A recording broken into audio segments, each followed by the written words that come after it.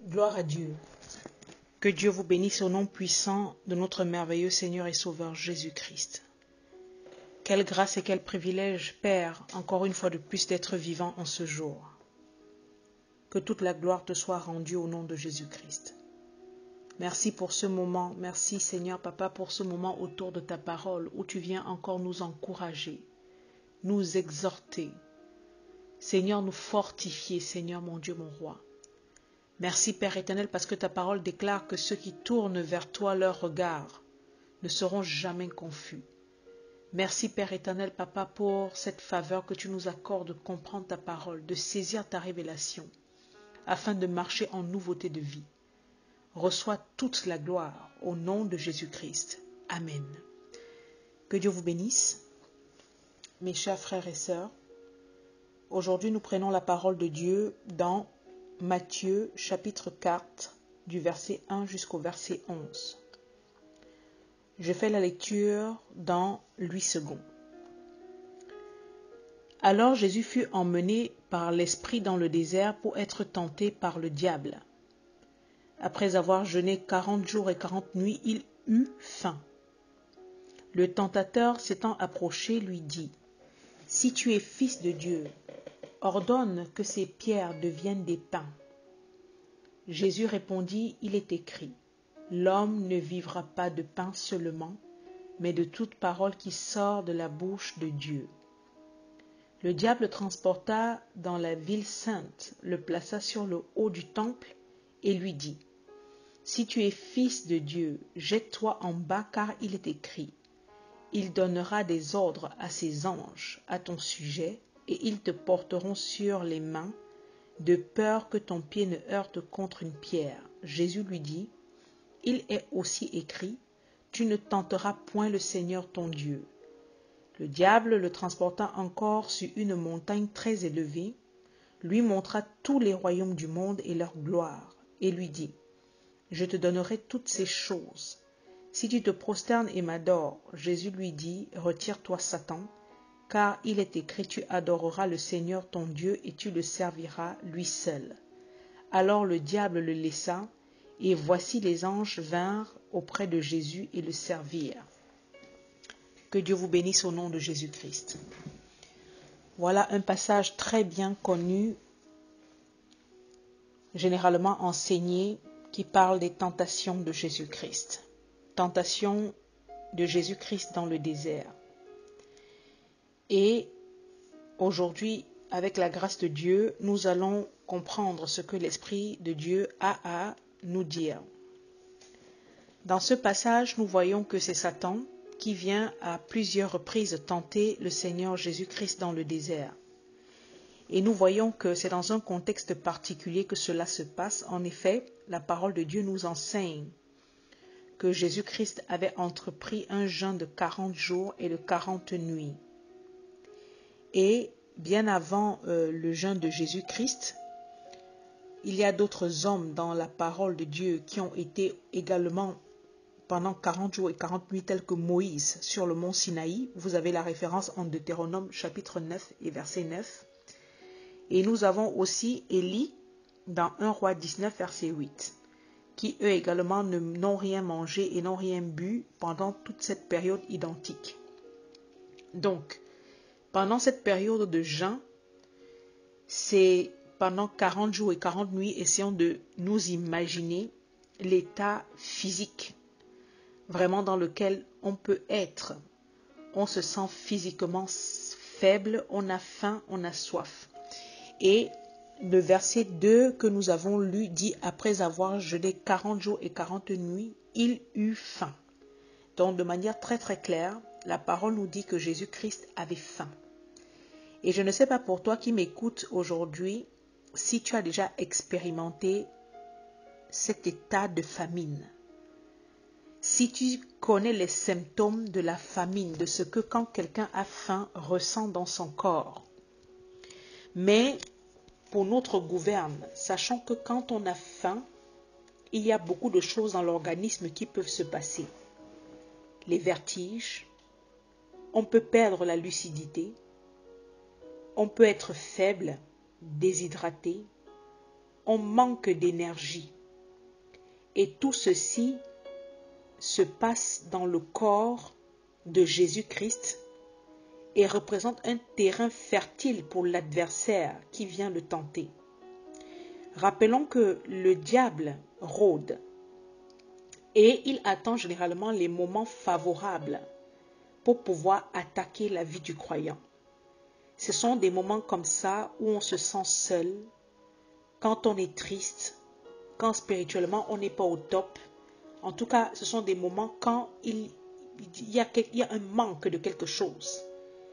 Et c'est là qu'il vient véritablement te tenter, comme il est appelé ici le tentateur. Il vient et il commence à travailler dans ton intelligence. Il peut aussi arriver quand tu commences à douter, quand tu commences à être fatigué par une situation que tu traverses. Il vient te bombarder vraiment des propositions au travers des traits enflammés. Il travaille avec la tentation, la séduction. Et voilà, dans cet état que Jésus-Christ se trouvait, cet état de famine. C'est là que l'adversaire est venu et examinant la chronologie des tentations, on voit que le verset 2 nous dit que Jésus-Christ eut faim et, comme par hasard, la première des tentations que l'adversaire présente, c'est si tu es le Fils de Dieu, ordonne que ces pierres deviennent des pains. Et c'est beaucoup plus sur cette première tentation que nous allons essayer de développer. Et déjà, je dis déjà à l'avance qu'on voit vraiment le culot, on voit vraiment l'audace de l'adversaire à venir tenter Jésus-Christ, Fils de Dieu, la parole faite chair. Il lui dit à plusieurs reprises, si tu es le Fils de Dieu. Mais Satan savait très bien que Jésus-Christ était le Fils de Dieu. Mais il vient dans le but de le tenter, comme pour pousser le Seigneur à tirer profit de ce statut de Fils de Dieu pour amener Jésus-Christ à pécher, c'est-à-dire à faire ce qui est contraire à la volonté de Dieu, l'amener à changer les pains en pierre, l'amener à se prosterner, l'amener à se jeter. Il vient, sachant très bien qui est Jésus-Christ, il vient pour le pousser à bout. Et si l'adversaire, connaissant l'identité de Christ en tant que Fils de Dieu, a eu le courage, le culot, comme je le disais tantôt, d'aller vers Jésus-Christ le tenter, à plus forte raison, nous aujourd'hui, enfants de Dieu. À plus forte raison, nous aujourd'hui, enfants de Dieu. Il vient proposer des choses, comme si c'est lui qui avait créé les choses, alors que Satan n'a rien créé sur la terre. Il vient proposer les royaumes et les richesses du monde, alors qu'il n'est qu'une créature. Mon frère et ma sœur, il y a plusieurs clés au travers des tentations de Jésus-Christ qu'il a subies dans le désert. Mais aujourd'hui, j'amène la réflexion dans un certain sens pour nous dire encore que nous n'avons pas besoin de nous plier aux exigences de ce monde corrompu et pervers. Nous n'avons pas besoin de nous laisser séduire et tenter par le diable pour pouvoir progresser, pour pouvoir manger, pour pouvoir jouir d'une certaine protection dans ce monde. Dieu est notre suffisance. Il est celui qui sait nous donner le pain quotidien. Il est celui qui sait nous garder de tout mal. Il est celui qui ouvre nos portes. Il est bien vrai que 1 Jean 5, verset 19 nous enseigne que le monde est sous la coupe du diable. Mais nous sommes les enfants de Dieu. Et en tant qu'enfants de Dieu, nous devons de tourner nos regards vers Dieu, afin de pouvoir obtenir tout ce dont nous avons besoin. Et je réitère encore que Satan n'a rien créé. Voilà pourquoi il ne peut pas nous donner quelque chose. Ce dont tu as besoin, tourne-toi vers le Créateur qui est ton Père et il saura te le donner. Retournant à la première des tentations, Satan dit à Jésus-Christ, qui est, je le répète, dans cet état de famine, ordonne que ces pierres deviennent des pains. Ordonne que ces pierres se changent en pain. Il demande à Jésus-Christ, parce qu'il sait qui était Jésus-Christ en tant que Fils de Dieu, et il savait que Jésus-Christ avait ce pouvoir, le pouvoir de faire ce miracle. Il le pousse, il lui dit, dans l'état dans lequel Jésus-Christ avait besoin de manger, puisque tu es Fils de Dieu, puisque tu as cette autorité en toi, puisque tu es quelqu'un qui a l'habitude de faire des miracles et que tu as faim, ordonne que ces pierres qui sont devant tes yeux se changent en pain pour que tu puisses manger. C'est pour te nourrir, c'est pour te faire du bien, c'est pour te sauver, te délivrer de la famine que tu es en train d'endurer. Tu as ce pouvoir en toi et en plus c'est légitime. Examine ce que tu sens dans ton corps. Tu ne sens pas ton ventre chanter, tu ne sens pas ton estomac être creusé, tu ne sens pas ces aigreurs d'estomac te bouffer parce que tu as faim. Est-ce que ton Dieu, ton Père, peut accepter de te voir dans ces conditions? Jésus-Christ avait faim. La première tentation que l'adversaire amène devant lui, c'est celle de lui demander de changer les pierres en pain. Et c'était comme une solution qui vient en réponse à la situation que Jésus-Christ était en train de traverser. L'adversaire, mon frère, ma sœur, a l'habitude de faire ça. Il vient parce que tu es dans une position précise, parce que tu as besoin de quelque chose précisément à un moment donné. Il vient te proposer des solutions, comme pour te donner des solutions à un problème, à une situation que tu traverses. Ça vient comme quelque chose de légitime. Ça s'impose à toi comme la chose juste à faire. C'est quelque chose qui n'a rien de mal puisque tu ressens en toi le besoin de manger. Et quand on a faim, qu'est-ce qu'on fait? On mange. Quand tu as faim, tu dois manger. C'est ce qui est commode. Voilà les pierres devant toi, c'est simple. Ordonne simplement que cela devienne des pains et tu vas manger. Ma soeur, tu as quel âge? Mon frère, tu as quel âge? Couche avec telle ou telle personne. Accepte la proposition de ce monsieur qui est devant toi. Regarde cette femme, elle est belle, elle est devant toi, elle est prête à t'épouser, à te faire des enfants, à être ta femme. L'âge passe, tu penses que tu vas te rajeunir? Tu penses que tu vas retrouver encore telle ou telle proposition quand? Continue comme tu es là, tu vas moisir seul. Tu ne sens pas comment ton corps est en train de te démanger, comment ta chair est en train de soupirer derrière un homme ou une femme. Dieu lui-même, il voit que tu es fatigué. Dieu voit comment tu n'en peux plus, comment tu soupires après le mariage. Prends une femme, prends un homme et marie-toi. Dieu sait que tu es fatigué, il comprend ces choses-là. Il sait que tes enfants te fatiguent, ils t'embêtent. Il sait que tu as des grosses journées de boulot, que tu rentres le soir, tu n'as même pas d'énergie pour faire quoi que ce soit, dors. Tu n'as pas le temps pour méditer sa parole. Tu penses que Dieu ne comprend pas? Couche-toi, dors. C'est légitime ce que tu vis. C'est légitime. Regarde tout ce que tu es en train de traverser. Tu as un besoin clair actuellement. Tu viens de faire 40 jours et 40 nuits. Tu as besoin de manger. Ordonne à ces pierres de devenir des pains et tu manges. Arrête de laisser tous ces concepts spirituels qu'on t'explique, tous ces raisonnements dans lesquels on t'embarque, t'endormir. Ça endort les gens. Ce n'est pas toi qui as établi les règles de la vie. Tu as faim, il faut manger. On vous pompe le cerveau avec la Bible.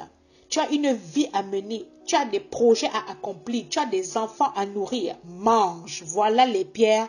Transforme-les. Mange. Tu as cette autorité. Tu as cette beauté en toi. Tu as cette capacité de pouvoir faire les choses. Vas-y, fonce. Pourquoi est-ce que tu te retiens? Voilà ton ventre qui chante. Tu es affamé. Tu as les vertiges. Tu es affaibli. Vraiment, tu vas tomber ici parce que tu n'arrives même plus à tenir debout après toute cette longue période sans manger et boire. Voilà les pierres qui sont devant toi. Transforme-les, mange et qu'on en finisse. Mon frère, ma soeur, je multiplie ces paroles pour nous illustrer les traits enflammés de comment est-ce que Satan travaille dans l'intelligence. Parce que quand on lit ces versets, Quand on voit ces versets où on dit que Jésus a été tenté, on lit ça rapidement, on pense que ce sont des choses évidentes.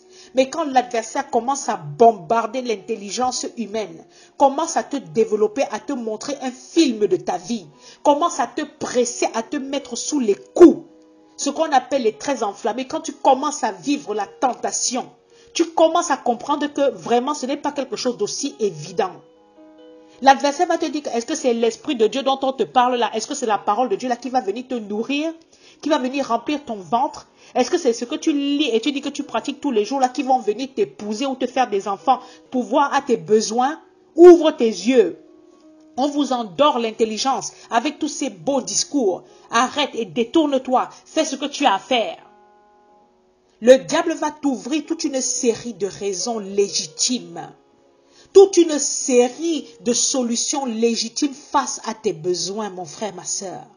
Et c'est souvent dans nos faiblesses que Satan passe pour venir tenter nos intelligences et nous induire à l'erreur.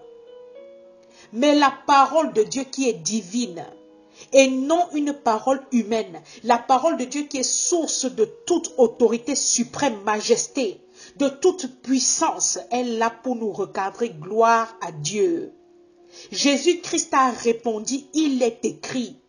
Il est écrit en d'autres termes, la parole de Dieu dit que l'homme ne vivra pas de pain seulement, mais de toute parole qui sort de la bouche de Dieu. Voilà la réponse que Christ a donnée à l'adversaire face à la tentation. Il n'est pas resté là tergiversé. Il a donné cette parole en conformité à Deutéronome chapitre 8 verset 3. Où également, il est dit, il t'a humilié, il t'a fait souffrir de la faim et il t'a nourri de la manne que tu ne connaissais pas et que n'avaient pas connu tes pères, afin de t'apprendre que l'homme ne vit pas de pain seulement, mais que l'homme vit de tout ce qui sort de la bouche de l'Éternel. Amen. Gloire à Dieu. L'homme vit de tout ce qui sort de la bouche de Dieu. Jésus-Christ a contre-attaqué direct ce que l'adversaire venait de dire par la parole de Dieu. Cette parole qui est ce feu dévorant, ce marteau qui brise le roc, selon Jérémie 23, verset 29.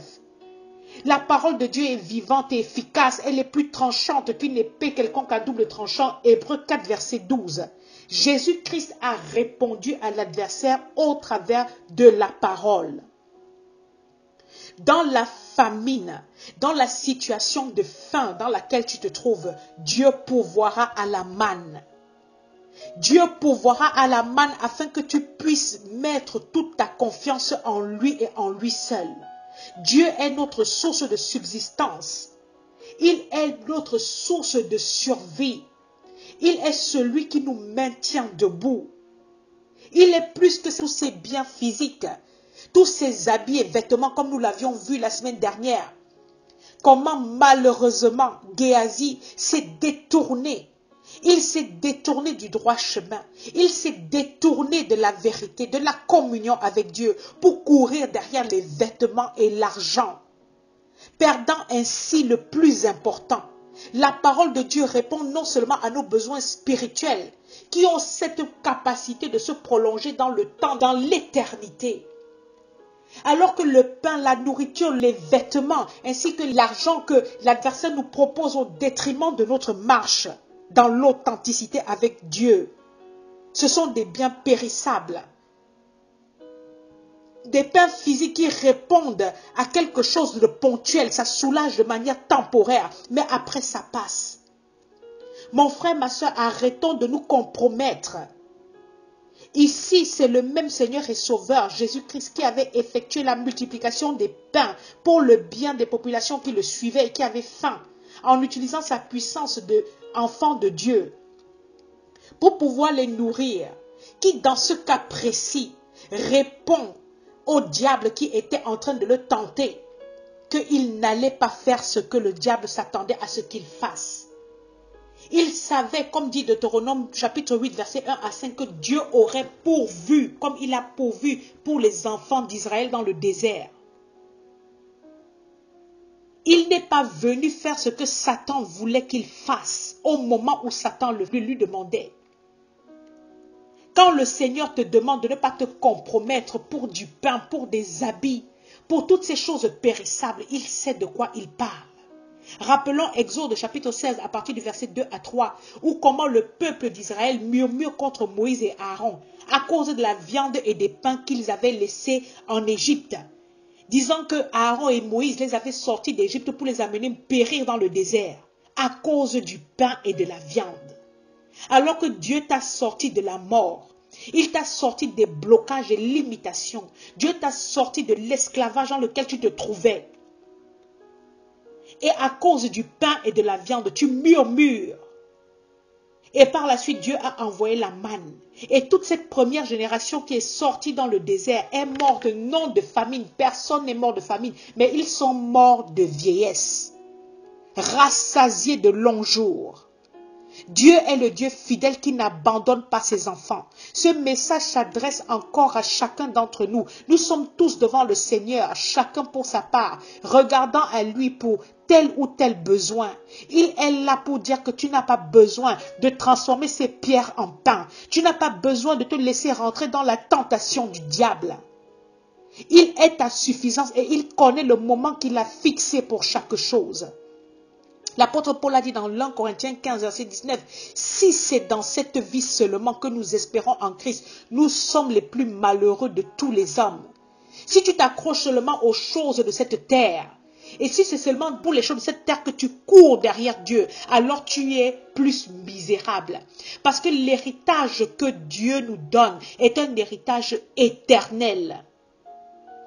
La réplique que Matthieu 4,4, Jésus-Christ répond au diable, il est écrit, l'homme ne vivra pas de pain seulement, mais de toute parole qui sort de la bouche de Dieu. Ce n'est pas une réplique de quelqu'un de rassasié, qui est là avec l'estomac plein, qui se sent en pleine forme. C'est la réplique d'une personne affamée.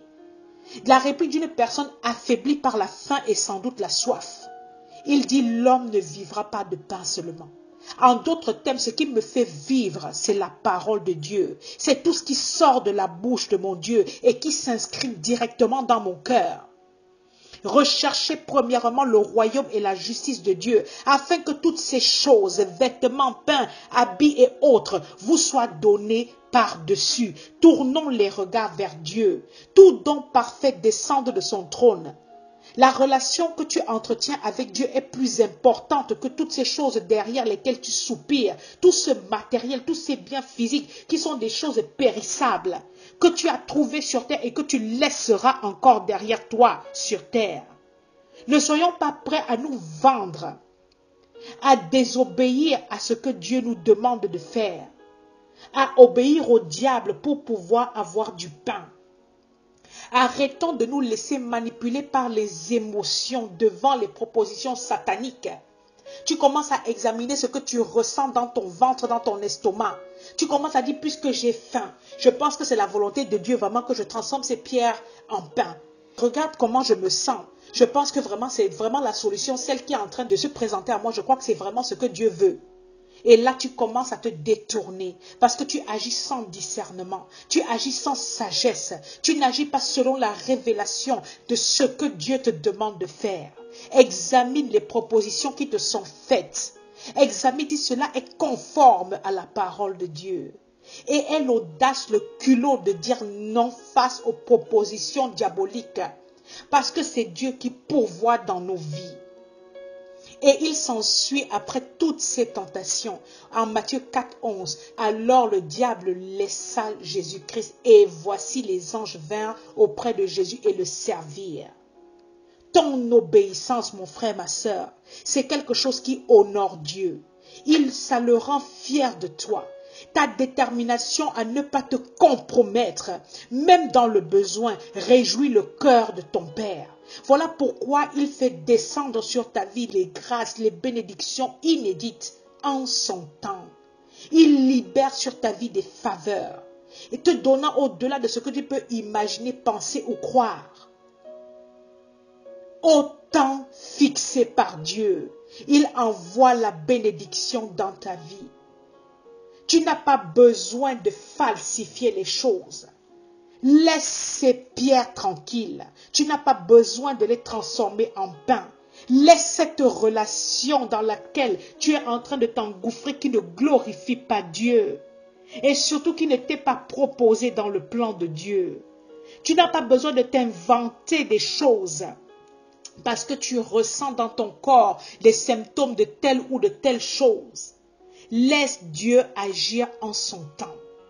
La bénédiction de Dieu est celle qui ne s'ensuit d'aucun chagrin, mais qui au contraire enrichit. Que Dieu ouvre encore nos yeux spirituels afin que nous ne puissions pas finir comme des Géasis, remplis de lèpre, car le salaire du péché et de la désobéissance, c'est la mort. Que Dieu nous fasse grâce. Qu'il nous bénisse au nom puissant de notre merveilleux Seigneur et Sauveur Jésus-Christ. Amen.